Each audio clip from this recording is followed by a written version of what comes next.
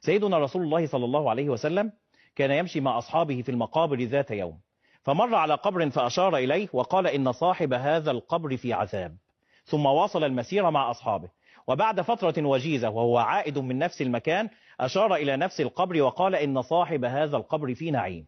تعجب الصحابة وقالوا يا رسول الله كيف كان صاحب هذا القبر في عذاب منذ فترة وجيزة ثم أصبح في نعيم بهذه السرعة؟ قال لهم الحبيب لا أدري ولكن سأسأل لكم جبريل إذا جاءني بالوحي.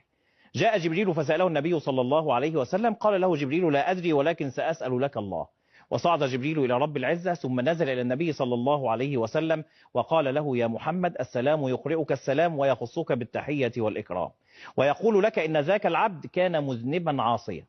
مات وترك زوجته حبلى، فكان يعذب بذنوبه في قبره، وعندما ولدت زوجته أنجبت غلاما فربته، ولما بدأ يدرك الكلام أرادت أن تعلمه ما ينفعه، فأرسلته إلى شيخ من أصحابك ليحفظه القرآن